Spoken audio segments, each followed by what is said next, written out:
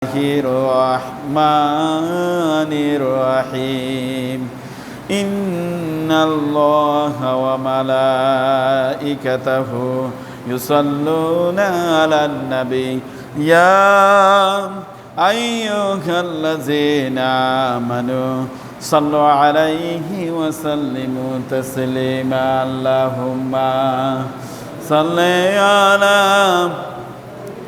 سيدنا مولانا محمد وعلى آل سيدنا مولانا محمد اللهم صل على سيدنا مولانا محمد وعلى آل سيدنا مولانا محمد بلغ العلا بكماله كشف الدجى بجماله حسنت جميع خصاله صلوا عليه وآله সম্মানিত উপস্থিত মুআজ্জাজ হাজিরিন হযরত উলামায়ে কিরাম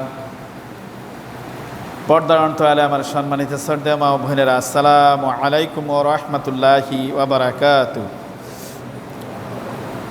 আমরা অধ্যকার 15ই মুহররম 1447 হিজরি এবং অধ্যকার 27শে আষাঢ় 1432 বঙ্গাব্দ এবং 2025 সালের জুলাইয়ের আজকে 11 তারিখ।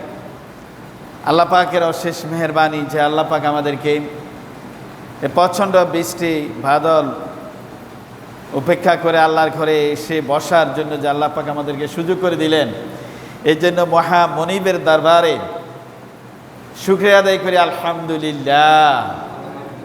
আবারও বলি আলহামদুলিল্লাহ। আমরা দেখতে পাচ্ছি বিভিন্ন জায়গায়, নোয়াখালীতে, ফুলগাজীতে, পরশুরামে বন্যায় কবলিত হয়ে মানুষ অনেক কষ্ট পাচ্ছে, কয়েকটা লোক মারাও গেছে দেখলাম। আল্লাহ পাক যে আমাদেরকে একটা সুন্দর পরিবেশ দান করেছেন, এই জন্য মনিবের দরবারে শুকরিয়া আদায় করা দরকার আছে কি না নাই? বেশি বেশি করে শুকরিয়া আদায় করা দরকার নয়? অবশ্যই প্রত্যেকটা মুহূর্তেই মনিবের দরবারে শুকরিয়া আদায় করি। মনিব যে আমাদেরকে একটা স্থিতিশীলতায় রেখেছেন, সুন্দর একটা অবস্থানে রেখেছেন। গতবার বন্যায় মসজিদে নামাজ পড়া যায়নি, আর এখনও আষাঢ় মাস যাচ্ছে, এখনও বন্যা আসেনি। আল্লাহ পাক আমাদেরকে রক্ষা করেছেন, আমরা প্রাণ ভরে আল্লাহর ইবাদত করতে পারতেছি, এই জন্য আবারও শুকরিয়া আদায় করি আলহামদুলিল্লাহ। প্রিয় ভাইরা আমার, আমরা মুহররম মাসের প্রথম জুমাতেই বলছিলাম যে মুহররমের বিভিন্ন ফজিলতের দিক নিয়ে বলছিলাম, উত্থান পতনের মধ্য দিয়ে এই মাসটা। তবে এই মাসটার উল্লেখযোগ্য বিষয়গুলো হচ্ছে যে আল্লাহর প্রতি পূর্ণাঙ্গ ঈমান আনয়ন করে সেই মোতাবেক নিজের জিন্দেগি যাপন করা।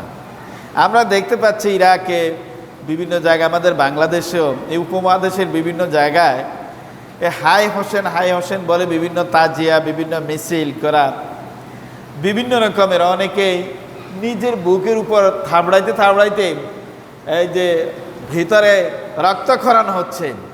কিন্তু এটা কি আদৌ কি কোনো কোরআন ও হাদিসের কোনো দালিলিক যুক্তি? না। কোরআন বলছে হুসাইন রাদিয়াল্লাহু তাআলা যেই উদ্দেশ্যে কারবালার প্রান্তরের দিকে রওনা দিলেন মদিনা থেকে, সে উদ্দেশ্য নিজের স্বার্থসিদ্ধির জন্য না, রসুলের রেখে যাওয়া দিনকে প্রতিষ্ঠিত করার জন্যই তিনি কারবালায় জানতেন তিনি যে এই জায়গায় গেলে অবশ্যই শহীদ হইতে হবে। কিন্তু এই শহীদি বা উনার এই যে মৃত্যুকে তিনি ভয় করেন নাই, আল্লাহর দিনকে প্রতিষ্ঠা করার জন্য তিনি নিজেকে কি করলেন? ছেড়ে দিলেন, গেলেন ওই জায়গায়। সঙ্গী সাথী মদিনাতে অনেকেই নিষেধ করছে যে আপনি যাবেন না, ওখানে ওরা উৎপেতে আছে, আপনাকে মেরে ফেলবে। তাদেরকে বললেন হুসেন রাদিয়াল্লাহু তাআলা আনহু যে আমার নানার রেখে যাওয়া দিনটা এইভাবে তারা ধ্বংস করে দিচ্ছে, আমি কি চুপিসারে নিজের জীবন বাঁচানোর জন্য ঘরে বসে থাকবো? এটা কি কখনো মোমেনের কাজ হয়? কখনোই না। মোমেন কখনো নিজের জীবনটাকে পায়রুটি দেয় না। মোমেন পায়রুটি দেয় আল্লাহর নির্দেশ কি, আর সে নির্দেশ পালন করার পর আল্লাহর পক্ষ থেকে যে যা যা পায়, যার যার উদ্দেশ্যে মোমেন সাঁতরায়, তারপরে মহা বিপদকে আলিঙ্গন করে নেয়। বলেন না সুবহানাল্লাহ। তাই এই মোমেনদেরকে আমি গত জুমায় বলছিলাম, হযরত আবু তালিবের ঘটনাকে টেনে এনে, যেই আমরা যদি ভালোবাসি আর যদি বিশ্বাস না করি, ভালোবাসি যদি তাকে মনের থেকে যদি তাকে আস্থার না আনি, তাহলে কখনো এই ভালোবাসার কোনো মর্যাদা নেই। এই ভালোবাসা মানুষদেরকে কি করবে, দুনিয়াটাই তার চাকচিক্য ভোগ করার সুযোগ পাবে, কিন্তু পরকালে সে একেবারে জিরো। যেমনটি করে হযরত আবু তালেব নিজের জীবনের চেয়েও বেশি ভালোবেসেছিলেন নবীকে, কিন্তু বিশ্বাস করেন নাই। ভালোবেসেছিলেন, বিশ্বাস করেন নাই, ঈমান আনেন নাই, যার প্রেক্ষিতে আবু তালেব তারপরে জাহান্নামে। আল্লাহ পাক কুরআনুল কারীমের ভিতরে সূরা আল বাইয়িনাতে ঘোষণা করে দিলেন, ইন্নাল্লাযীনা কাফারু মিন আহলিল কিতাবি ওয়াল মুশরিকিনা ফি নারি জাহান্নামা খালিদিনা ফিহা। আল্লাহ রাব্বুল আলামিন বলেন, যারা মুশরিক, যারা অস্বীকারী, যারা আমার নির্দেশ উপেক্ষা করে, তারা তো জাহান্নামে যাবে।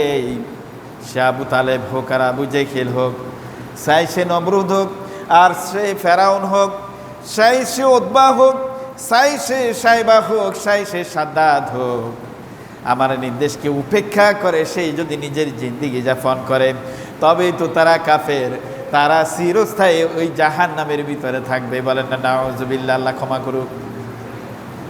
চিরস্থায়ী কোথায় থাকবে?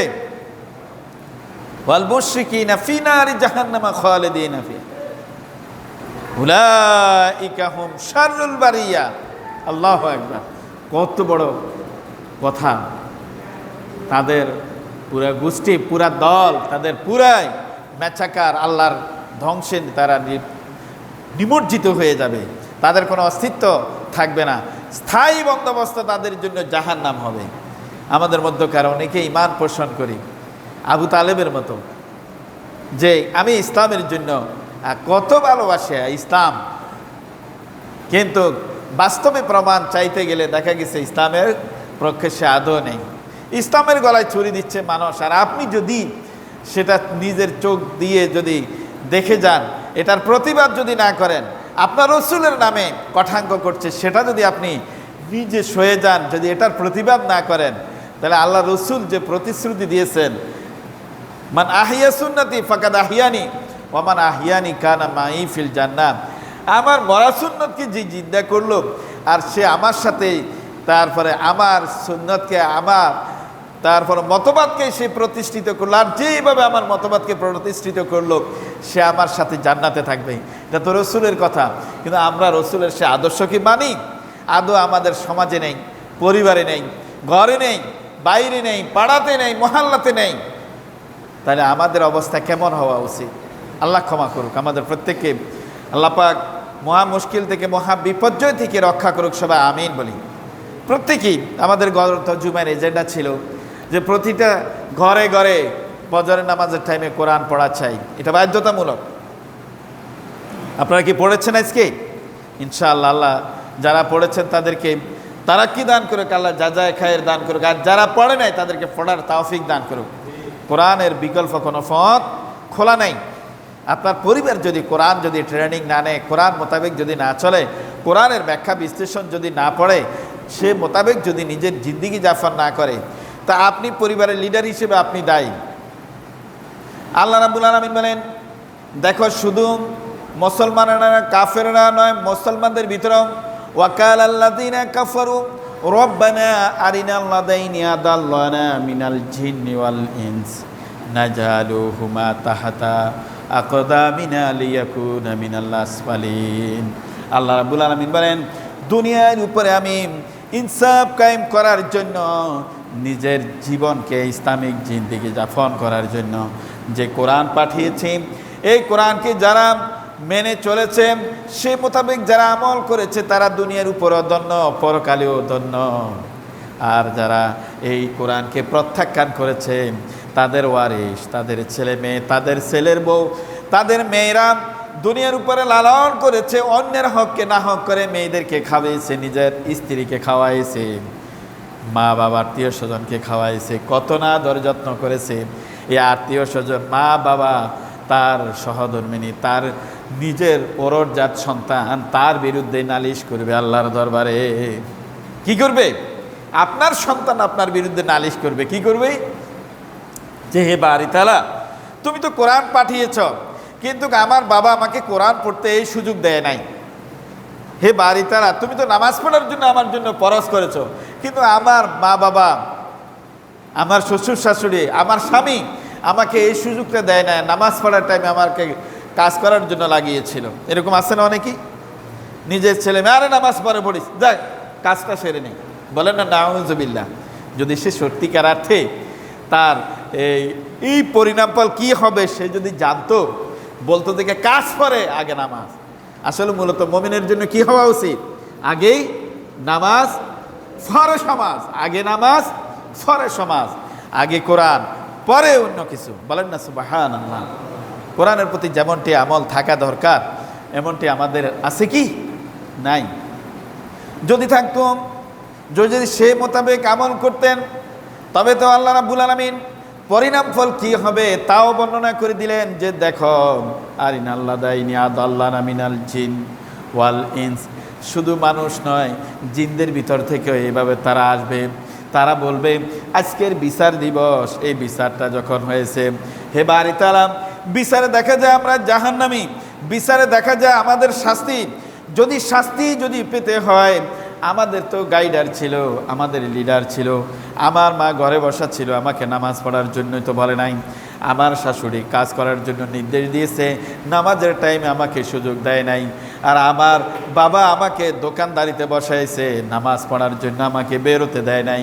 বাড়ি তালা, আজকে আমার যদি শাস্তি হয়, তবে আগে আমার বাবাকে এনে দেওয়া হোক, আগে আমার বাবার শাস্তি হোক, আগে আমার মায়ের শাস্তি হোক, আগে আমার স্বামীর শাস্তি হোক, তবেই তো আমার শাস্তিটা মঞ্জুর করা হোক। বলেন না নাউজুবিল্লাহ। তাদের ঘাড়ের উপরে পা রেখে তাদের সমেত জাহান্নামে যাবে। বলেন না নাউজুবিল্লাহ। তাহলে বাবাকে কি ছেড়ে দেবে? নিজের আপন পুত্র আপনার বিরুদ্ধে নালিশ করবে, তাহলে আপনি এই নালিশ থেকে বাঁচার জন্য কি করতে হবে? এই ক্ষণস্থায়ী দুনিয়ার জিন্দিগিতে আপনি টায় কোরআনকে পায়রুটি দিতে হবে, হাদিসকে পায়রুটি দিতে হবে, ইনসাফকে পায়রুটি দিতে হবে, নামাজকে পায়রুটি দিতে হবে। সমাজে বেইনসাফি করা যাবে না। আপনি বেইনসাফি করবেন, এই বেইনসাফির জন্য আপনি নিজেও জবাবদিহি করতে হবে। আপনার ওরজার সন্তানেরাও আপনাকে আসামির কাঠগড়ায় দাঁড় করাবে। এর চেয়ে পরিতাপের এবং আফসোসের বিষয় আর কিছু হতে পারে না। আপনি দুধ কলা দিয়ে পুষলেন এই নিজের ওয়ারিসদেরকে, সে ওয়ারিসেরা আপনার বিরুদ্ধে নালিশ করবে। কে বলতেছে? কোরআন বলতেছে। কে বলতেছে? আল্লাহ রাব্বুল আলামিন বলছে, শোনো, হুঁশিয়ার হয়ে যাও, তোমাদের বিরুদ্ধে আমার আদালতে আর্গুমেন্ট দায়ের করা হবে, মামলা দায়ের করা হবে তোমাদের বিরুদ্ধে। তোমরা যদি এখন থেকে সচেতন না হও, তাহলে তোমরা বিপাকে পড়ে যাবে। এমন না? আল্লাহ পাক অনেক জায়গায় বলেছেন, ইয়া আইয়ুহাল্লাযিনা আমানু লা তুলহিকুম আমওয়ালুকুম ওয়ালা আওলাদুকুম আন যিকরিল্লাহ। আমি অনেকবার বলছি এই কথাগুলি, আপনারা ওয়াজ শুনেন, ওয়াজ শুনতে ভালো লাগে, আমল করতেই যদি ভালো না লাগে সেটার জন্য আপনারা দায়ী। আমার বলাটা কি শেষ? একটা কথাকে আমি রোলিং আকারে বারবার বলি, যা আপনার সন্তান আপনি পুষতেছেন, নামাজের জন্য আপনি ফজর নামাজের টাইমে আপনি ঘর থেকে বেরিয়ে আসেন, আর আপনার সন্তান কি করে ঘুমায় থাকে, আর আপনি কিছু বললেনই না, এই সন্তান তো আপনার বিরুদ্ধে নালিশ করবে আল্লাহর দরবারে। আল্লাহ বলতেছে, কোরআনের প্রতি এক জরা পরিমাণ কোনো রকমের কি অবিশ্বাস করা যাবে? কখনোই না। যদি অবিশ্বাস করেন আপনার মুসলমানই নেই, তাহলে মসজিদে আসার কি মানে হতে পারে? আল্লাহ বলছে তোমার বিরুদ্ধে তোমার সন্তান নালিশ করবে। আবার আল্লাহ পাক অন্য জায়গায় বলছেন, খবরদার তোমার সন্তান যেন তোমাকে ইবাদত থেকে, নামাজ থেকে, ইবাদত বন্দেগী থেকে যেন গাফেল করতে না পারে। আবার অন্য জায়গায় বলছেন তোমার সন্তানেরা তোমার জন্য ফিতনা, খবরদার হুঁশিয়ার থাকো। মোমেন রাসূল সাল্লাল্লাহু আলাইহি ইসলামের কাছে একজন এসে বললেন, হে আল্লাহ রসুল, একটা কাঁটাদার গাছ, খুব কাঁটায় ঝরঝরিত, রাস্তার উপর পড়ে গেছে, এখন পারাপারের জন্য ভিন্ন কোনো পথ নাই, এখন কি করা যাবে? আল্লাহ রসুল বললেন, তুমি এমনভাবে পার হবে যেন কাটায় তুমি না ভেদো শরীরে, জামাও যেন নষ্ট না হয়, কি রাস্তা পার হও। এটার নাম হচ্ছে ইসলাম। বলেন না সুবহানাল্লাহ। ইসলামে আপনি আসেন, আপনার অনেক বিপদ আসবে, অনেক মুশকিল আসবে, অনেক প্রশ্নের সম্মুখীন হবেন, কিন্তু দুনিয়ার কাদা যেন আপনার শরীরে না লাগে, দুনিয়ার মুশকিল মুসিবত যেন আপনাকে না জড়াতে পারে। আপনি সেফটি সারে এই দুনিয়ার ক্ষণস্থায়ী 60-70-80 বছরটা কাটাই নিলেই আপনি ধন্য। বলেন না সুবহানাল্লাহ। আল্লাহ রাব্বুল আলামিন কোরআনুল কারীমের ভিতরে সূরা আয-জালজালের ভিতরে, সূরা নাজিয়াতের ভিতরে, সূরা কারিয়ার ভিতরে, সূরা নাবার ভিতরে, এইভাবে কোরআনুল কারীমের ভিতরে অনেক অনেক জায়গায় আল্লাহ রাব্বুল আলামিন কিয়ামতের বর্ণনা দিয়েছেন। কিয়ামত আসলেই পরে কি অবস্থা হবে, মানুষের কি অবস্থা হবে, মানুষ কিভাবে বিপর্যস্ত হবে, সেই ব্যাপারে ব্যাখ্যা দিচ্ছিলেন নবী করিম সাল্লাল্লাহু আলাইহি ওয়াসাল্লাম। সূরা নাবার ভিতরে আল্লাহর কথাগুলি বর্ণনা করতেছেন। আর বর্ণনা করার পর আরবের নেতৃস্থানীয় বড় বড় লিডার যারা সে আবু জেহেল, আবু লাহাব, ওই বড় বড় নেতৃস্থানীয় লিডারেরা বলতেছে, এই ব্যাপার কি শুনো, মুহাম্মদ দেখলাম ওহি আসার আগে 40 বছর পর্যন্ত আমাদের সাথে কখনো মিথ্যে বলে নাই। তিনি আল আমিন হিসেবে ছিলেন, সবার কাছে বিশ্বস্ততা কুড়িয়ে নিয়েছেন, বিশ্বস্ততার তার কোনো ঘাটতি নাই। কিন্তু যখন নবুয়ত পেলেন, মুহাম্মদ এখন আবল তাবল বকতেছে। বলেন না নাউজুবিল্লাহ। নবী করিম সাল্লাল্লাহু আলাইহি ওয়াসাল্লাম কিয়ামত প্রসঙ্গ নিয়ে যখন বলতেছেন যে দেখো এই রঙ্গমালা তোমাদের থাকবে না, এই পৃথিবীতে কি হয়ে যাবে, সাঙ্গ হয়ে যাবে, একদিন ধ্বংস হয়ে যাবে, এই পর্বতরাজি কিছুই থাকবে না, সব এই যে ছিঁড়া তুলার মতো কি উঠতে থাকবে। এগুলা বলার পর এখন কাফেররা একে অপরে ডাকাডাকি করে বলে, দেখো মুহাম্মদ আগে তো ভালোই ছিল, এখন মুহাম্মদ তো দেখা গেছে মেন্টালি শেষ হয়ে গেছে। বলেন না নাউজুবিল্লাহ।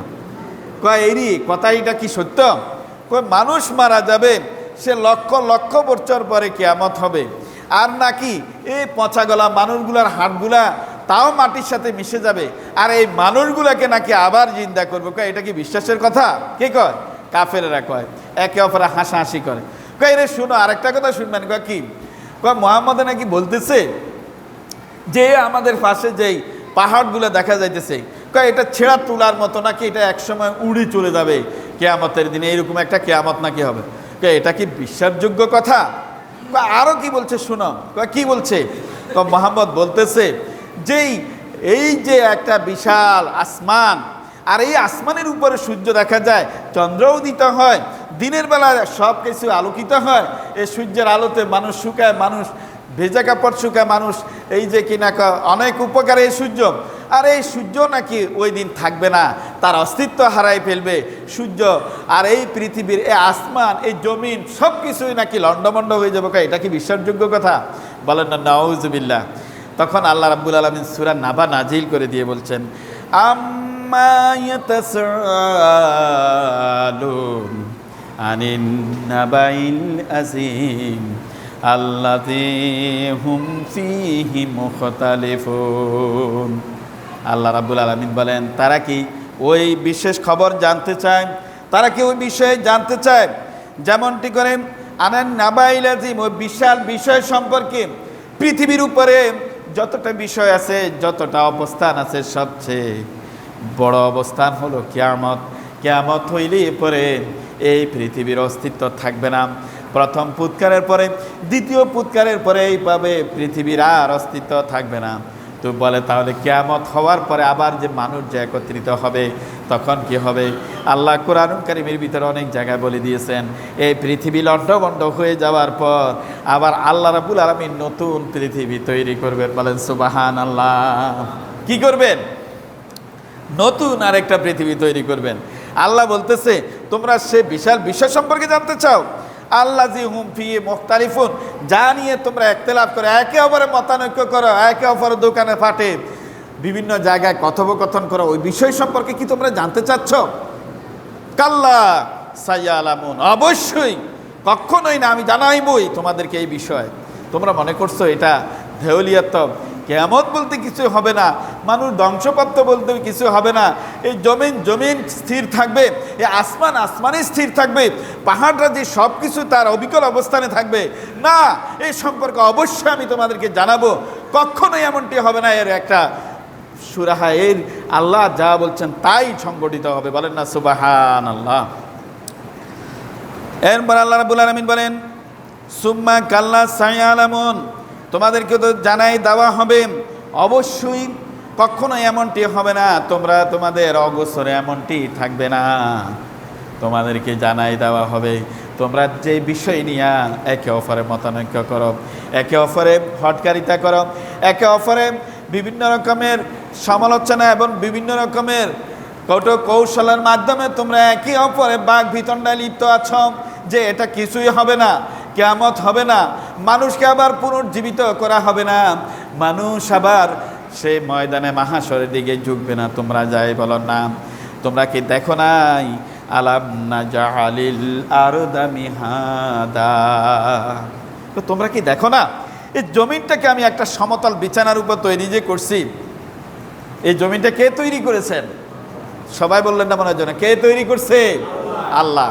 তাহলে যে আল্লাহ এই জমিন তৈরি করতে পারে, আপনি জমিন বাদ দেন না। আপনি আমি যেই মাতৃগর্ভের ভিতরে, আমি গত জুমায় বলছিলাম যে যেখানে একটা বাচ্চা পানি পাইলে পরে সে কি সাথে সাথে সুমনি খেয়ে মারা যায়, আর আমরা মাতৃগর্ভের ভিতরে পানিতেই আমরা বসবাস করছিলাম, পানি যদি না থাকতো আমরা মারা যাইতাম।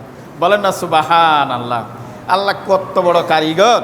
আল্লাহ কয়েছেন কি, এই সামান্য পানি থেকে যদি আমি রক্ত, মাংস, হাড়, গোড়, একটা স্ট্রাকচার, একটা বডি তৈরি করে আবার দিনক্ষণ পূরণ করার পর মাতৃগর্ভ থেকে সুম্মা নখরি জুকুম তিফলা, আমি একটা অর্ডার করে মাতৃগর্ভ থেকে তোমার বাচ্চার আকারে যে পাঠাইছি, তো তুমি তো ফানি ছিলা, ফানি থেকে আমি তোমার কেন ইচ্ছা মানুষ বানাই, যদি এ কথা চিন্তা করেন না। কে কয়? আল্লাহ অনেক জায়গায় কোরআন কারীমের ভিতরে এইভাবে মানব মণ্ডলীর সৃষ্টির রহস্য তুলে ধরেছেন। কোনো জায়গায় জমিন সৃষ্টির রহস্যটা তুলে ধরেছেন, কোনো জায়গায় পাহাড়ের সৃষ্টির রহস্য তুলে ধরেছেন, কোনো জায়গায় আসমানের সৃষ্টির রহস্য তুলে ধরেছেন। সাবা সামাওয়াতিন তিবাকা, যেখানে আল্লাহ পাক বলছে 7টা স্তরে আমি বিনষ্ট করেছি আসমানটাকে। আর রহমানু আলাল আরশি ইস্তাওয়া, আর সর্বোচ্চ আসমানে সেখানে আরশ, সেই আরশের উপরে আমি রাব্বুল আলামিন বিরাজ করতেছি। বলেন না সুবহানাল্লাহ। তাহলে সেই কত বড় আল্লাহ, তিনি বলতেছেন আমি তোমাদেরকে এই জমিনটাকে বিছানা শুরু বানাইনি। এরপরে কয়েকদিন কি ওয়াল জিবালা আওতাদা, এবং এই পাহাড়গুলাকে, পর্বতগুলাকে একটা অবস্থান প্যারেক হিসেবে মেরে রেখিনি। বলেন না সুবহানাল্লাহ। পৃথিবীটা নড়বড়ে ছিল, এ পাহাড় বসাইয়া প্যারেক মেরে রেখেছেন আল্লাহ পাক। বলেন না আল্লাহর কুদরতি কারিশমা দিয়া। বলেন না সুবহানাল্লাহ। এরপরে আল্লাহ রাব্বুল আলামিন বলেন ওয়া খালাকনাকুম আজওয়াজা, তোমাদেরকে আমি জোড়া জোড়া রূপে সৃষ্টি করেছি। স্বামী স্ত্রী, যদি শুধু স্বামী থাকতো আর স্ত্রী যদি না থাকতো, পৃথিবীর উপরে মানুষ কোনো আবাসস্থল কোনো গড়ে উঠতো না, মানুষ বলতে কিছু থাকতো না। আমি নর এবং নারী দুইটাকে তৈরি করে, নারী এবং পুরুষ দুইটাকে দিয়ে আমি এই সৃজন, আমার এই বাগানটাকে সাজিয়েছি। তোমরা দেখো না, নর এবং নারী আমি দুইটাকেই বানাইয়েছি। বলেন না সুবহানাল্লাহ। এরপরে বলেন ওয়া খালাকনাকুম আজওয়াজা ওয়া জাআলনা নাওমাকুম সুবাতা, আর রাত্রিটাকে আমি নিদ্রা যাওয়ার জন্য, এই পরিশ্রান্ত ক্লান্ত মন এবং দেহটাকে স্থিরতা দেওয়ার জন্য রাত্রিটাকে আমি রেখেছি। বলেন না সুবহানাল্লাহ।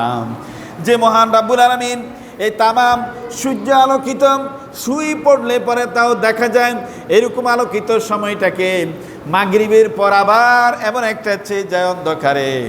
আল্লাহ কয় দেখো না দুনিয়ার এই আলোকটা কোথায় চলে গেল। আমি রাব্বুল আলামিন যদি এই পূর্ণাঙ্গ আলোটাকে যদি আমি অন্ধকার দিয়ে ডুবাই রাখতে পারি, তাহলে আমি কি সম্ভব নয় এই দুনিয়াটাকে আবার তৈরি করতে পারবো না? তোমরা যে মনে করো কিয়ামত হবে না, এই মানুষগুলা মরে গেলে আবার জিন্দা হবে না, তো আমি যদি এই দুনিয়ার ভিতরে আলোর ভিতরে যদি অন্ধকার এনে সব ডেকে দিতে পারি, তো তোমাদেরকে সৃষ্টি করা কি আমার কঠিন হবে? আল্লাহু আকবার। কত উপমা! আমরা তো কোরআন শুধু আছে চুমা খাই, বারবার চুমা খাই। হারি কোরআন যে কত অমীয় একটা বাণী, আপনি পড়লেই পড়েন অর্থসহ 2 লাইন পড়েন, 2টা আয়াত পড়েন, অর্থ সহ পড়বেন, দেখবেন আপনার জীবনে একটা পরিবর্তন এসে যাবে। কোরআন না বুঝে পড়ার কারণে আমরা কোরআন থেকে দূরে সরে যাচ্ছি। আজকে সমাজে কোরআন পড়নেওয়ালা খুঁজে পাওয়া যায় না। সকালবেলায় যাত্রাতে ঘুম ভাঙে আপনার টিভির মাধ্যমে, এখন ঘুম ভাঙে মোবাইলের মাধ্যমে, ফেসবুকে নিয়ে বিভোর। আরে ইচ্ছে পড়া কপাল আর এই জাতির জন্য কি হতে পারে? আর আপনার ঘর থেকে প্রথমেই তো বের হবে কোরআন। আপনি ঘরের লিডার, আপনি ঘরের সর্দার, আপনার ঘর থেকে কোরআন বের হয় না। আপনি মারা যাওয়ার পরেও তো ফেসবুক চলবে, আর ফেরেশতারা আপনাকে গুতা মারবে আর বলবে যে বান্দা তুই যে পরিবেশ রচনা করে আসছিলি সেই পরিবেশটাই এখন বিরাজ করতেছে, দেখ। আপনি যদি পরিবেশ এখন থেকে যদি স্থির করেন, খবরদার, আমার ইনকামের টাকা দিয়ে যদি খাওয়া হয়, আমার ইনকাম দিয়ে যদি ফরা হয়, আমার জায়গায় যদি থাকতে হয়, তবে প্রতিদিন নামাজ পড়তে হবে বাধ্যতামূলক, কোরআন পড়তে হবে বাধ্যতামূলক, অর্থসহ কোরআন জানতে হবে বাধ্যতামূলক। এর বিকল্প কোনো পথ খোলা তোমাদের জন্য নেই। যদি গার্ডিয়ান পক্ষ যদি এই ধরনের সচেতন থাকেন আর এই সচেতন ভূমিকা যদি পালন করেন, বলুন তো দেখি আপনার পাড়ায় কেউ কি কোরআন পড়নেওয়ালা ব্যতীত থাকবে? একজনও খুঁজে পাওয়া যাবে না। এখন যেরকম কাকতালীয়ভাবে হাত 2-1 জনে তারপরে উঠান, আপনি কোরআন যখন সমাজে প্রতিষ্ঠিত করবেন, কোরআন যখন পড়বেন, তখন দেখবেন যে কি 2-1 জন হয়তো গোটা করে তাকাবে যে আমরা আজকে কোরআন শরীফ পড়ে নিই। কোরআন শরীফ পড়াটা বাধ্যতামূলক। ইন্না কোরআন আল ফাজরি কানা মাশহুদা, এই ফজরের কোরআন তোমার জন্য সাক্ষ্য প্রদান করবে। রাত্রে জাগ্রত হয়ে কোরআন পড়বে, সেই কোরআন তোমাকে অন্ধকার কবরে আলো দেবে। তুমি ইনসাফ প্রতিষ্ঠা করবে কোরআন পড়ে, কোরআন বুঝে তুমি সেই মোতাবেক পরিজনকে তারপরে পরিচালনা করবে। এটাই কোরআনের চাওয়া। যদি এর ব্যতিক্রম করো, এই কোরআন তোমাকে অভিশাপ দিচ্ছে, এই কোরআনের অভিশাপে তুমি ধ্বংস হবে, তোমার পরিবার ধ্বংস হবে, তুমি পরকালের শাস্তির মুখোমুখি হবে। আল্লাহ না করুক আমরা যেন সমাজে ঘরে, প্রত্যেকটা ঘরে ঘরে যেন কোরআনের আলো ছড়াতে পারি। প্রত্যেকটা ঘরেই যেন বাদে ফজর এবং রাত্রে নিশীথে সব সময় সুযোগ পাইলেই কোরআন নিয়ে বসে যাবেন, কোরআন পড়বেন, কোরআন দিয়ে সমাজ গড়ার চেষ্টা করেন। ভাইজা, এর চেয়ে বিকল্প পথ আর খোলা নেই। আল্লাহ রাব্বুল আলামিন বলেন, যারা এইভাবে করবেন, ইন্নাল্লাযীনা আমানু ওয়া আমিলুস সালিহাত লাহুম জান্নাতুন তাজরি মিন তাহতিল আনহার যালিকাল ফাউজুল কাবীর। যে ব্যক্তি নামাজ পড়বে আর ইনসাফ মোতাবেক চলবে, আল্লাহর প্রতি ঈমান আনয়ন করার পর সেই ব্যক্তির জন্য আল্লাহ রাব্বুল আলামিন বলছেন আমি তাদের জন্যই শান্তি রাখি এবং তাদের জন্যই জান্নাত, এবং সর্বোচ্চ জান্নাতের ভিতরে তাদের প্রয়োজনীয় সব কিছুই আমি ব্যবস্থা রাখি। বলেন সুবহানাল্লাহ। সব কিছুর ব্যবস্থা কি? আল্লাহু আকবার। জুল আরশিল মাজিদ, তিনি হচ্ছেন সম্মানিত আরশের মালিক, সে প্রভু। আল্লাহু আকবার। সে প্রভুই আমাদের জন্য, সে অনন্তকাল আমরা যেন পরকালে শান্তি পাই, সে নিট আল্লাহ পাক রচনা করবেন। যদি দুনিয়ার ক্ষণস্থায়ী জিন্দিগিটাকে আমরা এই কষ্টের মাধ্যমেও যেন কোরআনকে আমরা যেন না ছাড়ে, কোরআন আঁকড়ে ধরি, কোরআনের যা কোরআনের বদলা আমাদেরকে দেবেনই, কোনো সন্দেহ নেই। আল্লাহ রাব্বুল আলামিন বলেন, ওয়াজআলনাল লাইলা লিবাসা, আর আমি রাত্রিটাকে একটা আবরণ স্বরূপ রেখেছি। বলেন না সুবহানাল্লাহ। পুরা দেশটাকে মনে হয় যেন একটা কালো চাদর দিয়ে ঢেকে দেওয়া হয়, একটা আবরণের মতো মনে হয় না রাত্রে? চতুর্দিকে যেদিকে তাকান ঝিঝি পোকা দেখা যায়, জোনাকি পোকার অন্ধকারে চাউনিতে দেখা যায়, পুরা একটা অন্ধকারে বিরাজ করে। এই যে আল্লাহ পাক কত দয়াবান, কিভাবে তিনি এই অন্ধকারকে বিতাড়িত করে আলোর ছায়া বয়ে দেন, আবার এই আলোকে বিতাড়িত করে অন্ধকার এনে দেন। এটা যদি চিন্তা করেন, এটাই যথেষ্ট। এর চেয়ে বেশি আর ফিকির করার দরকার হয় না। আল্লাহকে চিনার জন্য এই নিদর্শনগুলা, রাত্রি এবং দিন, এই দুইটাই যথেষ্ট। আল্লাহ পাক আমাদেরকে আমরা বুঝার তৌফিক দান করে। আমরা আগামীতে সূরা নাবা নিয়ে আরও কথা বলবো। এই মুহররম মাস চলে যাওয়ার পর আমরা আবার সূরা বাকারায় ফিরে যাব। আমরা যে গতানুগতিক যে ধারাবাহিক আলোচনা করছিলাম কিয়ামতের বর্ণনা, অর্থাৎ এই মুহররম মাস কেন্দ্রিক কিয়ামতের কিছু ঘটনাবলী, উত্থান এবং পতন, নবীদের বিভিন্ন ঘটনাবলী নিয়ে আমরা আলোকপাত করব। ঈমান যার কাছে আছে সে কখনোই তার ঈমানকে কখনো বিকিয়ে যেতে দেয় না। ঈমান যতক্ষণ পর্যন্ত স্থিরতা থাকবে, তার দুনিয়ার শান্তি, পরকালীন মুক্তিটা তাকে নিশ্চিত করবে। কর্ডোবায় যখন তারপরে তারিক বিন জিয়াদ শাসন করতেছিলেন, তখন কর্ডোবার একজন বিশাল ধনাঢ্য ব্যক্তি সকালবেলা সে কি করতেছে, বাগানে পায়চারি করতেছে। তার নিজস্ব বাগানের ভিতরে, খুব ধনাঢ্য ব্যক্তিত্ব, তার বাগানের ভিতরে সে পায়চারি করতেছে। হঠাৎ করেই বাগানের যে গেট খোলা ছিল, একটা লোক ঢুকে পড়ে, এক নওজোয়ান ঢুকে এসেই ওই বাগানের মালিকের পায়ে পড়ে গেল। বলল দেন কি, বাবাজি আমাকে বাঁচান, আমাকে বাঁচান, আমাকে বাঁচান। তা এখন পা ধরে যখন একটা লোক তার দান ভিক্ষা চাইতেছে, তখন তাকে কি করলেন, উঠায় দাঁড় করালেন। দাঁড় করা বললেন, বলো তোমার কি কি হয়েছে, কেন তুমি এখানে ঢুকলে কেন? আমি দরজা খোলা দেখে ঢুকছি, আমি তো, আমাকে তাড়া করতেছিল কয়েকটা লোক। কেন তাড়া করতেছে? কয়েকটা যুবক আমাকে, আমার সাথে ঝগড়ায় লিপ্ত হওয়ার পরে সকালবেলায় আমার মন স্থির ছিল না, আমি তাকে মাথায় আঘাত করার পর সাথে সাথে ওই যুবকটা কি হয়ে গেল, ঘটনাস্থলে মারা গেল। এখন ওই যুবকের পক্ষদয়ের লোকেরা আমাকে তাড়া করতেছে, আমাকে মেরে ফেলবে, আমাকে তো আর রাখবে না। তখন বাগান মালিক বললেন যে কি, ঠিক আছে যাও, আমি তোমাকে কি প্রতিশ্রুতি দিলাম, তোমাকে কি করব, রক্ষা করব। তো বাগান মালিক যায়, তার নিজ একটা ঘরের নিজ একটা খাস কামরার ভিতরে তালাবদ্ধ করে কি তাকে ভিতরে রেখে আবার বাগানে ঘুরতে আসলেন। দেখলেন দেখি তার এই বাগানের ভিতরে এখন লোকজন চেঁচামেচি করতেছে, কি আত্মচিৎকার, সবাই কান্না রোল পড়ে গেছে বাগানের ভিতরে। এখন কাছে কারণ জানতে চাওয়ার পর দেখে দেখি তার আপন ছেলে, একটি মাত্র ছেলে, তার লাশ বহন করে ওই যুবকেরা নিয়ে আসতেছে আর বলতেছে, আপনার এই বাগানের দিকেই ওই হত্যাকারী এসেছে, আপনি কি দেখেছেন? এখন বাগান মালিক নিজেই বেহুঁশ হয়ে গেলেন, তার নিজের একটি মাত্র ছেলেকে কি হত্যা করেছে। এখন হোঁশ আসার পর সে চিন্তা করলো যে লোকটাকে আমি আশ্রয় দিয়েছি, সে লোকটাই তো আমার ছেলের হত্যাকারী। এখন উপস্থিত জনতাকে না বলে ওই হত্যাকারীকে তো তালাবদ্ধ যেভাবে রেখেছেন আছেই, তিনি তার এই একটি মাত্র ছেলের দাফন কাফন জানাজার ব্যবস্থা করলেন। জানাজা শেষে সবার নিজের পরিবারের ভিতরে কান্নার লোক, সবাই স্তব্ধ হয়ে গেল যে আজকে ভোরবেলা আমাদের উপর এত বড় মুশকিল এসে গেল যে একটি মাত্র ছেলে আমাদের জীবন প্রদীপ নিভাই দিল, এই আত্মায় কে? কিন্তু বাগান মালিক কি তা তো জানে কে। বাগান মালিক বারবার চিন্তা করতেছে যে আমি নিজেই প্রতিশ্রুতি দিয়েছি, তার জান ভিক্ষা দিলাম, এখন যদি আমার নিজের ছেলের দিকে তাকায়া যদি আমি প্রতিশ্রুতি ভঙ্গ করি, তাকে যদি আমি হত্যা করতেই পারি, কিন্তু হত্যা করলে পারে মুসিবতের ময়দানে আল্লাহ রাব্বুল আলামিন বলবে, বান্দারে তুই তো প্রতিশ্রুতি দিয়েছিলি তার জীবন ভিক্ষা দিবি, কিন্তু তোর ছেলের কারণেই তোর প্রতিশ্রুতি রক্ষা করতে পারিস নাই, আজকে এ আদালতে তুই তো দোষী সাব্যস্ত হবি। এটা ভেবে দিন চলে গেল। রাত্রি যখন ঘনীভূত হচ্ছিল, তখন বাগান মালিক আস্তে আস্তে ওই খাস কামরার দিকে যাইয়া তালাটা খুলে বলল, দেখ আমি তো তোকে প্রতিশ্রুতি দিয়েছি, কিন্তু এখন শয়তান যদি কুপরচনা দেয় আমাকে, তবে তো আমি তোকে হত্যা করে ফেলব। রাত্রের অন্ধকারে আমার এই বাগানে যে তেজি ঘোড়াগুলো আছে, এই ঘোড়া থেকে একটি ঘোড়া আমি তোকে দিয়ে দিলাম, তুই বেছে নিয়ে যা, আর তাড়াতাড়ি আমার চোখের সামনে থেকে চলে যা, না জানি শয়তানের কুপরচনায় আমি আমার প্রতিশ্রুতি ভঙ্গ করে ফেলি। বলেন না আল্লাহু আকবার, আল্লাহু আকবার।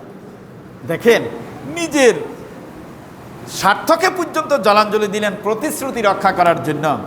আল্লাহ তো আপনাকে আমাকে এই দুনিয়াতে পাঠানোর আগে বলছেন, আলাস্তু বিরব্বিকুম, আমি কি তোমাদের রব নই? আমরা তো এক ভাইকে আলামে আর ওয়ার ভিতরে স্বীকৃতি দিয়েছিলাম, কালু বালা, অবশ্যই আপনি আমাদের রব। তো রব আমাদের জন্য কোরআন পাঠিয়েছেন, আর রবের কোরআনটা আমরা সকালবেলায় তেলাওয়াত করি না, রবের কোরআন আমরা অর্থসহ বাংলা বুঝি না, রবের কোরআন নিয়ে আমরা নিজের পরিবার রচনা করি না, রবের কোরআন দিয়ে আমার সমাজকে সাজাই না, তো আমার এদের এই প্রতিশ্রুতিটি কি রক্ষা পাবে? তাহলে ময়দানে মাশরে কি করতে হবে? জবাবদিহি করতে হবে। তাহলে আসুন, যে আল্লাহ পাক বলছে, ওয়াকাল আল্লাযিনা কাফারু রব্বানা আরিনা আল্লাদাইনি আদাল্লানা মিনাল জিন্নি ওয়াল ইনস, নাজালুহুমা তাহতা কুদামিনা লিয়াকুনা মিনাল আসফালিন। তোমরা যতই বাড়াবাড়ি করো না কেন, তোমাদের লোকেরাই তোমাদের বিরুদ্ধে নালিশ করবে, তোমার আওলাদ তোমার বিরুদ্ধে নালিশ করবে, তোমার সন্তান তোমার বিরুদ্ধে নালিশ করবে, তোমার ছেলের বউ তোমার বিরুদ্ধে নালিশ করবে। সুতরাং হুঁশিয়ার হয়ে যাও, সাবধান হয়ে যাও। দুনিয়ার জিন্দিগিটাকে আমার পথ ছাড়া বিকল্প কোনো পথ তুমি অতিক্রম করো না। আল্লাহ পাক আমাদের প্রত্যেককে এই কোরআনের পথে তাকার, কোরআন পড়ার, বেশি বেশি করে কোরআন তেলাওয়াত করে কোরআন দিয়ে সমাজে রঙিন করার তৌফিক টুকুন দান করুক। সবাই আমিন বলি। ওয়ামা আলাইনা ইল্লাল বালাগ। আমরা যারা সুন্নাত পড়ি না